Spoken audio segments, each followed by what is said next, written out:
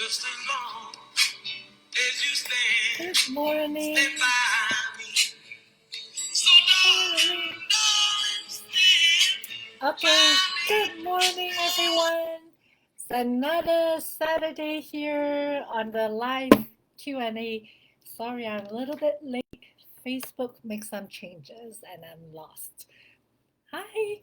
So, today I don't really have any specific topic that I'm going to talk about, um, but I'm just going to talk about parenting a little bit. But hold on, let me see if just double check here. Okay, I'm live both on Facebook and Instagram right now, so you'll see me kind of flipping back and forth, looking at different ways. And for those of you who don't know me, I'm Anna Tai. I'm a pediatric dietitian, and I'm also a board. Yeah, I'm a pediatric dietitian, and I'm also a certified hypnotherapist. And I kind of took an interest in the space with ADHD, helping parents, because I kind of have a child with ADHD as well, but not diagnosed. I kind of figure things out on their own. But I'm not going over my story again. You can read it on my blog or inside my book as well. And also, obviously, I have a book I just mentioned. It's Eat to Focus. So some of you who've been following me for a while, you will have known that, and some of you might have read the book already. But anyway, so I'm going to talk about more parenting today because that's something that I notice a lot of times. People, when they come to me for nutritional advice, I actually ended up doing a lot of parenting advice as well. So that's what I want to talk about because, yes, we all know that we want our kids to eat healthy food, but then the thing is, how do we get them to eat healthy food and not hate us, right? So, and before I get started, I also want to make an announcement that I'm actually starting a group.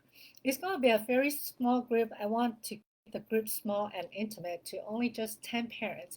It's basically a support group to help parents to become more confident because that's something that I notice a lot of parents feel not very confident, not knowing what to do. So it's a support group that to help you and in a small intimate setting so that way you have some support and and get ideas from other people feeling that you're not alone because I think a lot of times we get so stressed out as a parent is you felt like you're the only one in the world dealing with that issue and no one understands you. But having a support group, having a community of people who understand your frustration and your fear significantly helps, and also supporting each other with success story. And also I'll be part of the group as the moderator to give you ideas from my own experience working with like thousands of parents with kids with ADHD and special needs. So that's my invitation to you. So if you're interested in that, joining the group, DM me and I'll send you all the information that you need. Okay. Um, yeah, so that's it. And since I said I don't have anything prepared today, no specific topic, I'm just going to answer questions from the blog post.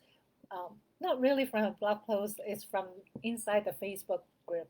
So for those of you on Instagram, oh, it's actually pretty cool. So I'm actually on my story right now. Sorry, get a little bit distracted. Okay, I went to a wrong place here. So I'm okay. For those of you on Instagram, if you are not in my Facebook group, then you should hop over there and join the group. Um, The group's name, if you search in group, is called Natural Alternative ADHD Treatment. So you can just request to join and make sure you answer all the questions because we want to make sure that you're not a fake account or some crazy people because we want to keep the group as clean as possible and as professional as possible. So that's how we want to run things.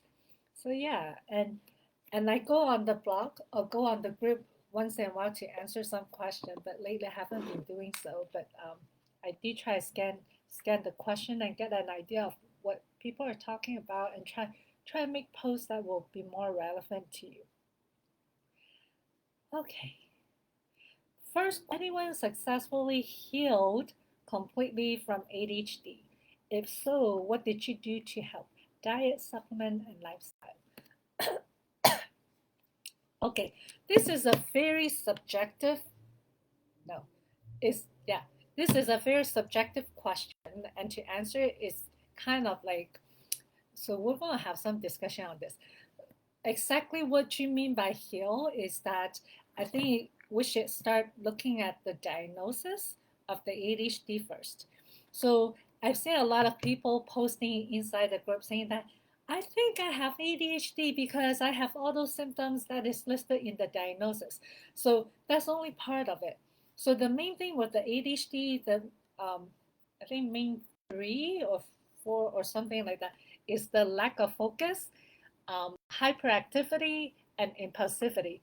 But sometimes you could have ADHD without the H, which is the hyperactivity, because there is ADHD and ADD.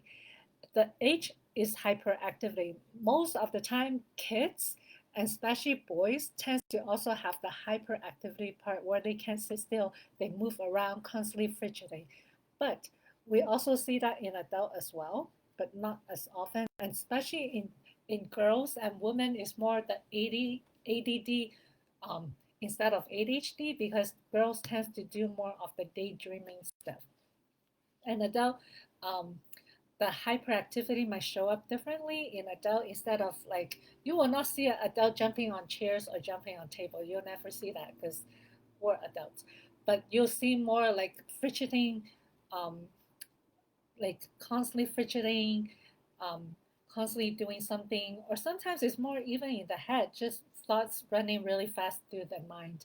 So ADHD do present differently in adult and children. So there are a list of criteria. If you go to my blog, natural-alternative-ADHD-treatment.com, and search in the search box for, I think you should search for what is ADHD or symptoms of ADHD.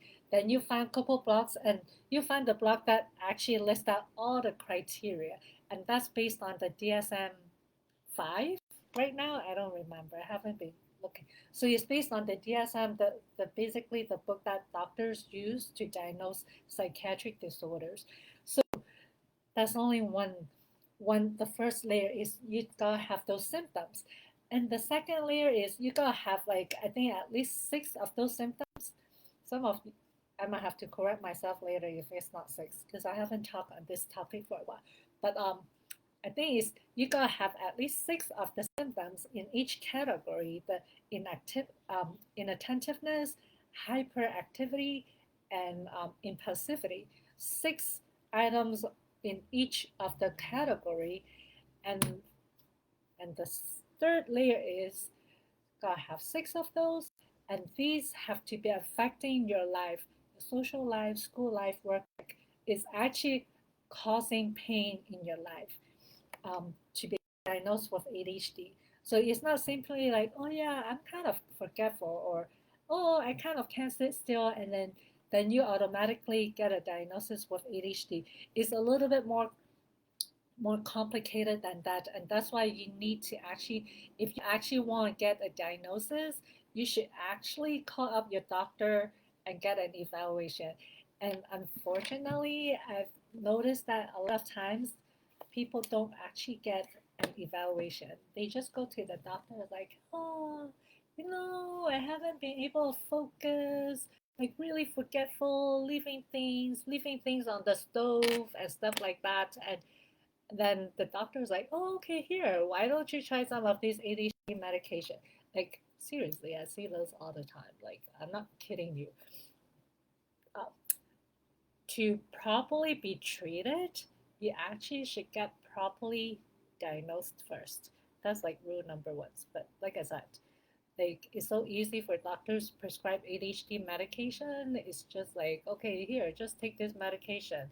So I don't need to write a referral. Or sometimes it's not like they're just lazy. Sometimes it's just that people or parents come to the doctor just so frustrated. They just want something right away. So the doctor just do it with good intention that I just want you to help and I know this will work. So they just give the medication right away. But anyway, oh, what was the question again? But oh, can you cure ADHD?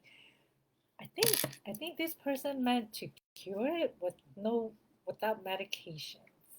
Yeah. So just knowing that medication is just a crutch, is not an actual cure. And speaking of medication, like if you don't know, I've been a dietitian for at least the last 20 years, seeing both inpatient, outpatient, adult children, kids who are a couple of days old, all the way to adults who are 100 something years old. So I've seen it all inside, outside the hospital, everywhere. So medication is not magical. People often think that, oh yeah, there's a medication I can take and my medical problem will go away. Like people with high blood pressure, diabetes, heart disease, high cholesterol, when they take the medication, the first time they were told that, oh yeah, you can take this medication and lower your cholesterol, lower your blood pressure, or do whatever the doctor said they will do for your medical condition. You're like, oh wow, yeah, that's cool. And what they don't realize that that's the first medication that they're taking. Is not going to be the last because the medication does not solve the problem. All the patients that I see in the hospital, the really, really sick ones, they don't come in the hospital with high blood pressure and on one blood pressure medicine, or with diabetes and on one diabetes medicine. Most of the patients in the hospital, when they come in, they're on 10, 15, sometimes 20 different medications. Three medication just to bring the blood pressure down, and then another five medication to bring the cholesterol level down, and then another five medication just to bring the blood sugar down. And then after all these years looking at these patients like all the time, like, oh my god, no wonder this patient won't eat. They have to swallow like freaking 20 pills every meal. So I start to realize that medication doesn't work. If the first medication works, why do you need the second medication and the third and the fourth and the fifth, right? So fundamentally, this whole medical system is just crazy. And I know like a lot of you here following me for ADHD and try to avoid medication. So that's I'm just sharing my experience from what I've seen and what I've learned from my own experience that no one's talking about is that medication doesn't really work. And and I'm not saying in a way to make medication sounds like it's a bad thing. I myself is on prescription medication and I am also a product of medical advances. And there are many times I ended in the ER with dehydration from vomiting from food poisoning. And thank God for so friends. Thank God for so friend. I'm alive. So there is always space for medication, but we should look at medication as a last resort because of all the side effects that comes along with it. It's just like you going to a doctor's and the doctor's like, hey, your blood pressure is a little bit high. Why don't you try some exercise and change your diet a little bit and then come back in a month and then we'll check again, right? So, but with ADHD, it's different. They just automatically like, oh, you can't focus. Oh, you've been kind of losing stuff all the time, forgetting things, leaving your kids in the car with your engine on and stuff. Like, you know what? Let's give you this medication. Okay, so knowing what the actual diagnosis is with ADHD is that you need to meet certain criteria. Then, to answer a question like, can you really cure ADHD? Then, my question is, what is your definition of curing ADHD, right? Like, um, we can say if we can get you to be more functional in what you do, what you want to achieve in life without medication. You can function normally, but still occasionally leave your keys in the refrigerator or like once in a while. Like completely no ADHD symptoms is impossible because the symptoms it's just normal things that everyone experiences. Like sometimes I'm just so stressed out, I leave my keys in the refrigerator and I forgot. Or sometimes I'm so rushing out of the door, I forgot I have something on the stove, right? So if it's something like that that happens occasionally, I think it's totally okay. But I think the better way to answer this question is really asking yourself what is considered as cure. Like, do you want to be cured because you have super powerful memory? You remember everything even from like 20 years ago, and you even know, like, if I ask you what day of the week was February 14th, 1956, like, that's impossible, right?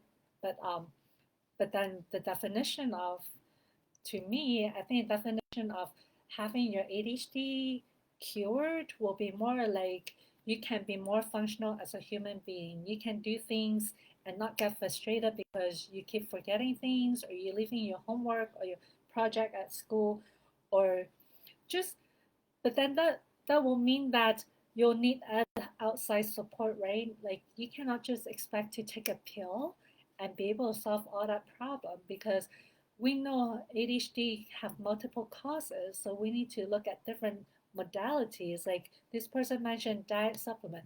There's no one diet that is going to solve ADHD for everyone. There's no one supplement that's going to solve all your symptoms with ADHD. It's a spectrum of everything. Everyone Every human being have a basic fundamental human needs as far as nutrition goes.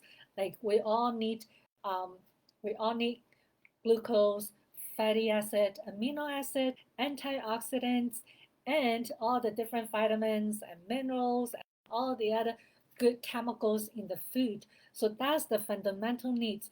But then, as far as actually getting all those nutrients from the food, we're all different because we all have different digestive cap- capacity. So someone can actually easily get the glucose from the bread or from crackers or stuff like that. But some of us, when we eat those food, it just bothers us, so we cannot eat those. This is where the part that when you read my book, and I can help you with that if you kind of do a one-on-one with me, is I help you figure out what food fits you to get you the nutrients that you need from the diet that you need. So that's why people try to find a diet that works with your symptoms of ADHD is not going to be successful. You need to understand that every one of us have the same basic nutritional needs. The only difference is that the type of food we can get those nutrition from is different for every one of us. So that's something that we'll have to investigate on an individual basis. And then supplements. Again, there's no one single supplement going to solve all your ADHD symptoms. You'll have to find a combination that works for you. But the 5 supplements that I recommend everyone to start um, is magnesium, zinc, omega-3 fatty acid, probiotics, and a B complex supplement. And you can get all of those recommendations from my blog, and I'll put my shopping list in the bottom later. Let me put that shopping list. So my Amazon shopping list is something that I created for my patients at work, because they ask me every day what supplements to take, which brand is good. So every time I fumble, go online and keep searching for a name, I keep forgetting. So I was like, okay, I'm just gonna make a shopping list. Just go to my shopping cart, not my shopping cart, my shopping list, and find the ones that I recommend. So yeah, so that's supplement. And then the other thing too is that we also have to, so um, the other thing is looking into activities, right? And also environment. Because the thing too is that um, when it comes to illnesses or disease or medical condition, people often think that, oh yeah, it's just something that just happened to us, right? But I think we need to ask a little bit deeper question as to what really happened. And that's how part of this whole functional nutrition therapy or holistic approach is really looking deeper. What happened to you? What happened to your body? And all of those things. And like I said, I'm also a hypnotherapist, so I also look into the psychological side of things. So, like, if you come to see me as an individual client or patient, Every time a parent come and say, "Oh, my child doesn't eat this and eat that," or was picky, I always ask them, when did it happen? What happened around that time when this happened? Because in children, it's not like they just wake up one day and decide to be difficult, to be a picky eater. But usually something happens. Like even with my daughter, like just sidetrack a little bit with a story from when she was little. Like she usually like will live in a kind of a big apartment for the two of us. So usually at night I'll work in my own room. She might be in her room or she might be in the living room by herself studying and doing fine. Like she's not scared of anything. But then suddenly one night out of nowhere, she wouldn't leave me alone. She wouldn't like be by herself in the living room. She wouldn't want to be in her own room by herself. She'll come into my room and then just won't leave me alone. She just want me to be next to her the whole time. And I was like, that's so strange. Oh, and plus she'll start having nightmares. She'll wake up in the middle of the night. And then the other strange thing is that before we go to sleep, she'll ask me, Mommy, can you check that to make sure that the door is locked? Like it's something that she never asks. Like usually she just goes sleep. I'll read a story with her, kind of lay down with her for a little bit until she falls asleep. But then that incident was kind of interesting. Like the whole time she was so afraid to be alone. And then when she goes to sleep, she want to make sure that I lock the outside door. And then she want me to stay with her in the bed until she falls asleep. So I was like, this is so strange. And I keep asking her, oh, so what happened? Did something happen at school? Or did someone say something mean to you? Or someone did something mean to you? And she keeps saying, no, no, no, no, no. So so I was like, okay, fine. Let me ask my coworker at work because I work in a hospital with a bunch of other pediatric specialists. So I asked my buddy, a child psychologist, because we see patients together all the time. So I was like, hey, Dr. Hoffman, my daughter has been acting a little bit funny. So I tell her what was going on, and she's like, I bet you, 100%. She watched something at school and she's not supposed to. That's why she's not telling you. So so then I went back home and then asked my daughter again, so what happened at school? And then she finally told me she was, let me see, she was at Punoho at that time. So she must be like ninth grade. No, must be seventh grade. So in her school, all the kids have the laptop. So they're not supposed to, obviously, right? The laptop's supposed for them to do homework and stuff like that. But usually after school, before I pick her up, she hang out with her friends and they're all like watching TV. Like these kids are super smart. Like I'm pretty sure the school have somewhere block all those channels and stuff, but somehow they found a way to watch Hawaii Five O. Of all the show, Hawaii Five O, that's what they were watching. And then there was a scene that I think is one of the crime scene where there were a lot of dead bodies. So that was the scene that scared her. And my daughter, crazy enough, she's like the child who's like scared of, well, I can't say she's scared of stuff, but growing up, while all her friends and other kids her same age are watching things like Harry Potter, Spirited Away, all those like magical movies. Oh, and the other one, the one in the closet, there's something wardrobe, the lion and wardrobe, something like that. All of those movies are the one that she's scared of. While other kids think that they're third graders, but she's scared of those. And then I was like, she's watching Hawaii Five-O at school. So, but of course, I'm pretty sure it's the older kids who are watching, and she want to hang out with them. So that's what she ended up watching, and that's what causes her nightmare, her fear at night. But it took a while. Like after a couple of weeks, she kind of get over that. So yeah, so my whole point of telling you that story is that when something suddenly happened to your kids, we need to ask a deeper question as to what happened, because a lot of times we think that something bad has to happen, like a physical trauma or emotional or some kind of abuse or trauma. like something really bad happened, but sometimes it doesn't have to be. It could be just something that we think is very normal, like in my daughter's case, watching a scary movie in her sense. um, and also could be in children, could be um, family things around, like parents constantly fighting in front of the children, or maybe not even in front, just inside the house. One parent leaving and constantly away, or divorce, separation, those can be trauma for your child. So just think about that, because when I read a lot of these um, posts in the Facebook group, I sense a lot of um, anxiousness in the parents, and also like they constantly focus on the presentation of the child, this what behavior the child is experiencing, but no one ever really go back and look at, hey, what was going on, right? So I think we need to start asking deeper question, and then to go back, I don't know how I get to this, but to go back to answer a question like if you can cure or heal ADHD is yes. It depends on your definition. If you can get to a point without medication that your ADHD symptoms is not bothering your social life or your work life, and you can become successful, then yes, I think that is healed and maybe cured too. So um, yeah, so everyone is different. Um, let's see, what's this other one?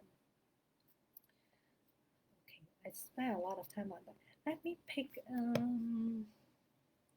Oh, here, this, let's answer this one, kind of similar to what I was talking about. So my 3, almost 4 year old has recently developed a stutter.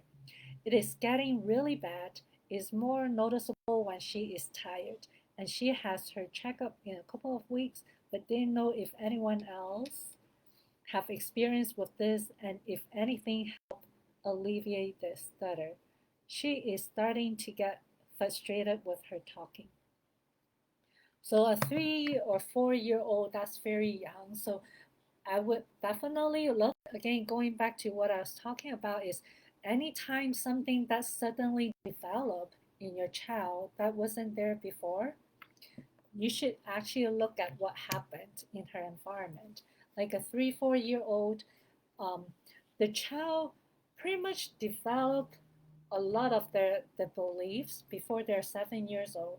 And the beliefs is not something that they dig inside and then comes with them when they're born. All these beliefs are based on what they hear from the adult around them. So in this case, I would definitely look into, like, thinking back when the stutter started, what happened, because a stutter could be a neurological thing or could be a psychological thing, right? Like maybe something happened that she felt like she her voice is not being heard and she don't deserve to have a voice or whatever. Like that's something that I learned as a hypnotherapist, is that your body is constantly connected, is part part of your mind.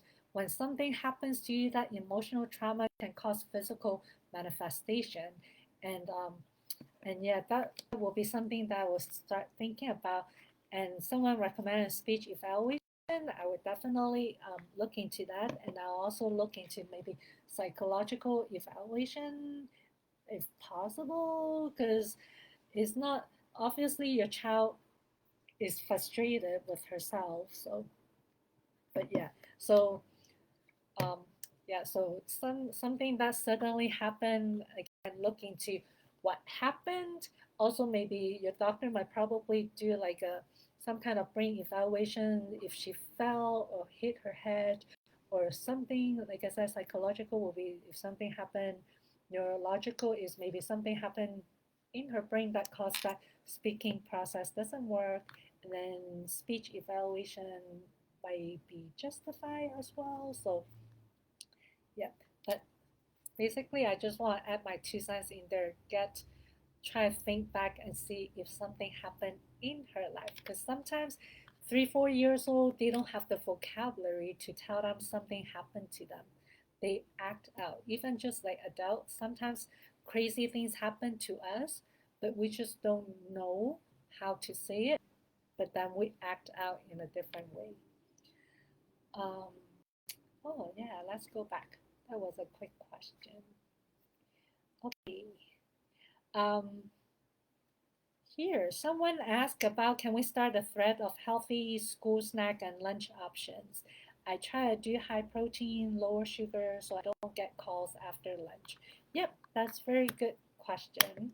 And I do have on my blog post on natural alternative ADHD treatment.com. If you go to my blog and search snacks, healthy snack, or just search snacks, that's it.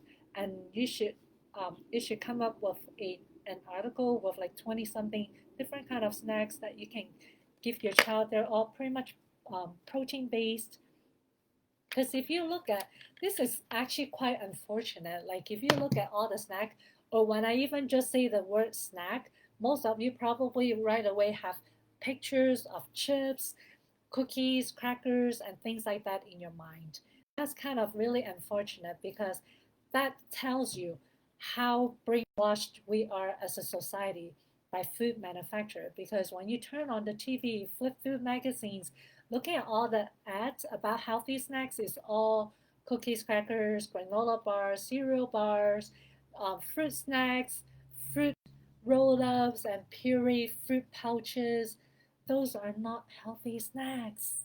Those are those are junk food in disguise. They call it healthy snacks, or they even call it snacks. Like I think a couple weeks ago somewhere I mentioned that, oh yeah, we used to call those junk food, but then now food manufacturer call them snacks. So snacks is basically a disguise for junk food.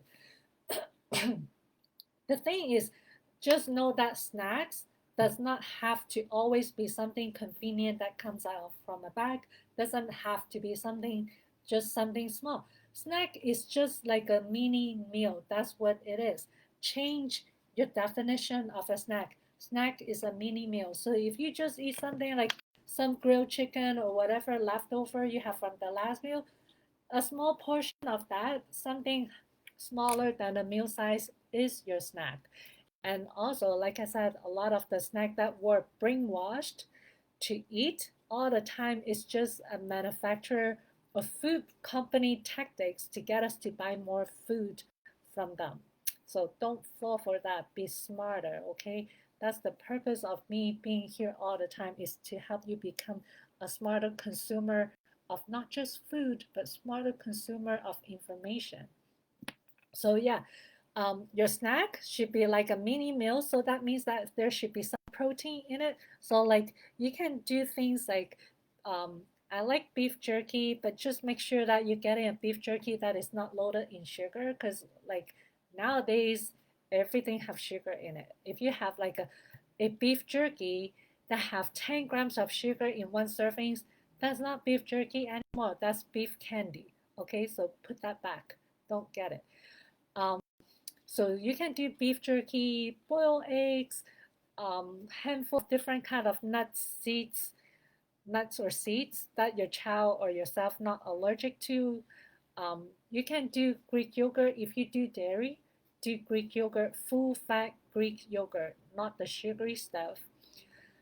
Um, or cheesesteak if you do eat dairy. I'm not a big advocate of eating dairy all the time because dairy should be something that you use to flavor food or to add some flavor to a food. It's not something you should eat all day long. Like especially if you have food sensitivity or have ADHD or poor digestion, because when your digestion is not that well, some of the dairy product actually or the milk protein is not being digested properly, and then it ended up as being something called casomorphine, which is a very similar to morphine type of chemicals that interfere with your morphine receptor in your brain. So you know how when some parents say, "Oh my God, my kid's like addicted to milk," like they can't do without less than 2 or 3 cups of milk a day. So if your child seems like they're addicted to milk or cheese and any kind of dairy, actually even many adult claims that they're addicted to cheese, not because it tastes so good. It tastes so good because it stimulates the part of the brain that makes you happy. Okay, is called the dopamine or the morphine receptor. So anytime you have that have that addictive behavior, chances are is that chemical in the food is affecting your brain somewhat chemically as well. So just be smarter, okay? Um, oh, what else? What other proteins? So leftover pieces of meat or chicken or steak or whatever, um, string cheese and Greek yogurt if you do dairy, which I highly do not recommend. Beef jerky and nuts and seeds. I think that's about it. Yeah, so you start with a protein and then you can have some carbs and fruits. I see people eat fruits all day long, like it's the best thing in the world. But fruit should be looked at as a dessert. Um, Even though fruit and vegetables are very similar, but the problem is that with fruit, there's so much sugar in it, and we know the sugar fluctuations can actually cause mood swings and sugar cravings and stuff. So if you do choose to eat fruit, instead of eating a whole apple or whole oranges, maybe eat just a quarter of an apple, quarter of an orange, and eat it with protein food on the side. And that's how you eat um, something that is sweet, or eat the fruit after a meal as a dessert. That's how most Asian people eat their fruit, is after a meal as a dessert. And when you do have dessert, that's why a dessert is always after the meal, so that way the sugar is all mixed up and diluted with the meal, so it doesn't cause the blood sugar spike that usually followed by a blood sugar crash, because it's the sugar crash that makes you super tired, super cranky, and want more sugar and sweets. So you want to avoid the blood sugar crash. And in order to avoid blood sugar crash, you need to avoid blood sugar spike, and which means that eating more protein than the sugar and the carbs. Okay. So that's the snack. And then as far as breakfast go, a lot of again, this is the part where most of us are brainwashed that breakfast means cereal, a bowl of cold cereal, or oatmeal from a package, or pancakes and waffles and stuff like that. Again, it doesn't have to be those food. You can eat leftover for breakfast. Like my daughter and I on the weekend when we have time, we like to have just scrambled eggs and rice. Sometimes we might make some bacon, um, and then we eat that with avocado. That's kind of our favorite breakfast. Like sometimes she might make spam. I know you're like, why are you eating spam? Okay, you can eat anything you want as long as you know that it is not good for you and you're not going to eat all everything. Like every diet, there should be 10 to 20% where you can enjoy and eat whatever you want. Okay, just make sure that 10% does not turn into 50%. So yeah, so that's called eating smart, like knowing your limit. But it's something that takes time to train. So anyway, so we eat a variety of stuff for breakfast. We don't eat cereal.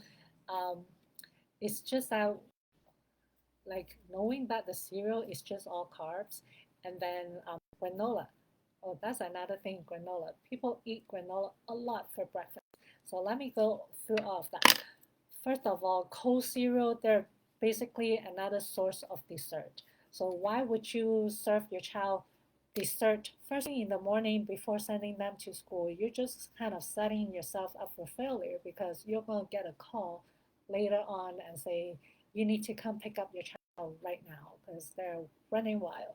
So breakfast cereal definitely is a no, especially like the usually um, the one that are loaded with sugar, like the Fruit Loops, Frosted anything. What's the other one kids like? The Lucky Charms. You know those Lucky Charms, those little marshmallow thing? They're candy. They're not breakfast. Ones that I saw that was actually pretty good is the Catalina cereal or granola. I don't remember. I saw it in the store, but I haven't tried that yet. And then granola. People think granola is like the best healthy food, so they eat that all day long, and then they wonder why they're still having issues, still having problem with like mood swing and um, mood swings and fatigue and all of those because granola is loaded with sugar. First of all, it's made with oat, which is fine. Oat itself is not a bad food unless you're allergic to it or you're sensitive to it. And then, but the problem is all the sugar that is added. You know how the granola comes in little chunks? You know how the chunks are stuck together? It's sugar. So yeah, be careful with that. Um, that's the other thing. And so cereal. Oh, oatmeal. People eat oatmeal in the morning thinking that it's the best breakfast because according to some studies many years ago, oatmeal lower cholesterol level, right? Okay, you see how news sells, right? They just said, "Oh yeah, oatmeal lowers cholesterol," but they don't realize that it you need to eat 3 bowls or 3 cups of oatmeal a day to get that cholesterol lowering effects. Second, the ingredients in the oatmeal or the substance in the oatmeal that lowers cholesterol is not specific to oatmeal. It is called soluble fiber. You can get soluble fiber from any kind of plant food. Your fruits, vegetables, nuts, beans, seeds, they all have soluble fiber. It's just the ratio is different, but they all have that. You don't need to eat oatmeal to get the same benefit. Second of all, when they say that, oh yeah, third of all, that the studies that show oatmeal help with lowering cholesterol is actually sponsored by Quaker Oats. So the company that tries to sell oatmeal, so of course they're going to make the studies show that it works, right? So um, the other thing too is the oatmeal that they're trying to sell you is the sugary stuff. Like I haven't looked at the label lately, but I know they're full of sugar. So it's like, okay, you putting oatmeal in your body thinking that you're doing something good, but then you're also putting all this sugar that your body's like, I don't like this, I don't like the sugar. So then you're just undoing the good things you're doing. So use regular oat, like the plain oatmeal, and do overnight oats. Put some water or put some plant milk. Soak the oatmeal in some plant milk. Throw a handful of nuts in there. If you want something a little bit sweet, throw in some dry fruits or even just fresh fruit in there. And then you can also throw in like maybe a spoon of nut butter or so like that to add some protein to it as well. So those will be a lot better option. And the other way you can do oatmeal to make it a little bit more um, brain calming or brain boosting is you can do your oatmeal in the morning. Like seriously, take 5 minutes to cook the oatmeal. Like you boil the water, or sometimes I just put the water and the oatmeal all together and let it boil.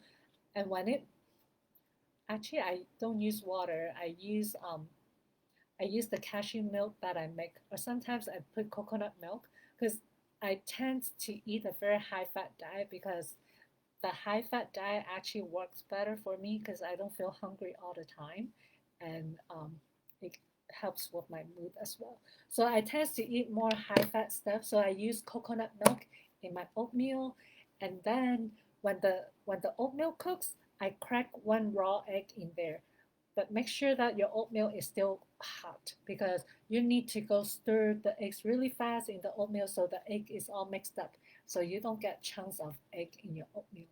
Um, Sometimes I might add a tablespoon of almond butter or the nutso butter in it as well to add more protein. So, and then after I pour that oatmeal out, I might put another handful of mixed nuts in the oatmeal. And what else?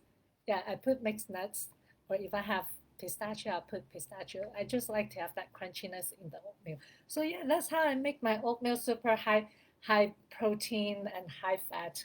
Because if and I'm pretty sure those of you who eat that oatmeal, the sugary oatmeals from the package, even if you eat 2 packages, you feel like you want to eat, you're still hungry an hour later. It's because carbohydrate is such a quick source of energy. You eat and then you feel hungry right away. That's the reason why food manufacturer put sugar in everything because the sugar makes you hungry for more. It's like an appetite stimulant. Um, Let's see. I think let's answer one more question before we stop today. I think I answered most of the part about breakfast. And then with the breakfast one, I do have a free download in my blog that you can download the um, 15 breakfast school day breakfast recipes. So most of those recipes you can make like within 30 minutes, or you can even make it the night before and have it ready for the next 2 or 3 days. Oh my God, I actually saved a lot of questions from the Facebook group, and I don't think I can um, answer all of that. Okay, let's get a simple one to answer. Oh, here. This is simple one. May or might not be. Okay, I have a friend whose son is 13 and has ADHD. She told me he drinks a lot of milk every day. He was off his medication one day while at our home, and I noticed he was making a lot of noises with his mouth and was extremely reckless with his body, almost to a point when he was being careless and could have gotten hurt. Does milk impact kids with ADHD more? Okay, so to to quickly answer the question is, does milk affect kids with ADHD? And the answer is yes. And I do have multiple blog articles. Also in my book, I talk about how milk can interfere with the brain chemicals, and I think I did mention that earlier about that. So, um, so it's not just milk. So if you're new on this ADHD journey to finding an alternative way to treat your ADHD or your child's ADHD, like the first two things I would recommend to avoid is milk and gluten or any kind of bread product that's made with flour. So those two, the reason why is because when the gluten, which is a type of protein in the bread or the flour or whatever, excuse me, and the dairy protein, when they're not properly digested, they form something called casomorphine and gliadorphin, respectively. So just the last part that says morphine should give you an idea that it attaches to the same receptor in the brain where morphine attaches to. So that means that there's potential to be addicting. And for those of you who notice that your kids seems to be addicted to bread and cheese and milk and cookies and crackers and stuff like that, you're not imagining things. If you think that your child is addicted to those things, they mostly likely are. And the addiction, like there's still a lot of people out there, like dietitian doctors, still say that food addiction is not a thing. No, it is. They're wrong. Like it is a thing, but it might not be. Like everyone who eats bread become addicted, or everyone who drinks milk become addicted, or everyone who eats cheese become addicted. It's just like drug addiction. Not everyone who have a taste of drug will become addicted. The only is people who are vulnerable to addiction.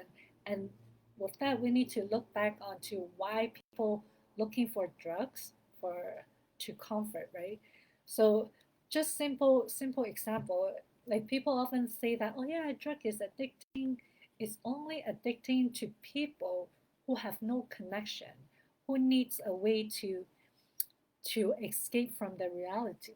Because if you ever have been to like the dentist or have a major surgery that you need to be put under general anesthesia, or any procedure that puts you under and expose you to some of those medications that put you asleep, those medications are all opioids, which is the same category as morphine or many of the drugs that people are addicted to. So if drug is addicting to a point that you can just become addicted with one exposure, that means that every one of us will be addicted to drugs, but we don't. Is people are addicted to substances is because it does something to the brain that triggers um, that feel good response that is like, oh my God, I love to have more of that. But if your is healthy and you have a pretty healthy relationship with everyone around you and good connection, chances is you don't really get addicted to those kind of things. And in little kids, sometimes the addiction is more or addicted to it might be more of a chemical issue. And again, not every kids will develop that. It's certain ones who are susceptible to that. So someone who have like a um, low brain chemical level. So when they have that food or the drugs, that food or drugs bring the chemicals back to normal, so they can feel good. So and then later it crash, and then when they eat the food again they feel good again. So it is always that feel good feeling that makes them come back for more. But if your level is always normal, and then when you have that exposed to that drugs or exposed to the food, it doesn't really light up your light that much. You're like, oh, okay, it's just dairy. It tastes fine, right? So you don't feel like, oh my god, I need more. But for people who are susceptible, is that when they're exposed to those substances, it's like the brain just lights up like fireworks. And they're like, oh my god, I love that feeling. Let's have more, right? So that's the difference. And usually, like in little kids, what you notice is they get very angry or hangry, and then they keep asking for food. And then once you give them the food, whatever they want, like the milk or the crackers or the bread or pasta and things like that, they calm down. That's an addiction, because what addiction is that addiction takes you from one feeling to another, or takes you from a negative feeling to a more positive feelings. So like that's the reason why people do drugs, drink alcohol, do all this addicting things. They usually start out with a negative feeling, like being sad, being unhappy, angry, frustrated. And then when they take whatever drugs or do whatever their addictive behavior or so, then their mood changes. They become happier, they become calmer, and less irritated. That's what one thing that defines addictive behavior. So, but yeah. So, anyways, food can definitely affect the brain, because food is not simply just calories. Food are actually chemicals that can affect brain function, body function. So, knowing that, you're way smarter now. So think like how the food is going to affect your body. And I'm not saying that you need to be eat super clean, but knowing that how food affects you makes you a better consumer of food, products, and treating your body nicely, especially if you want to have a perfect, wonderful body and then help your child succeed without medications too, right?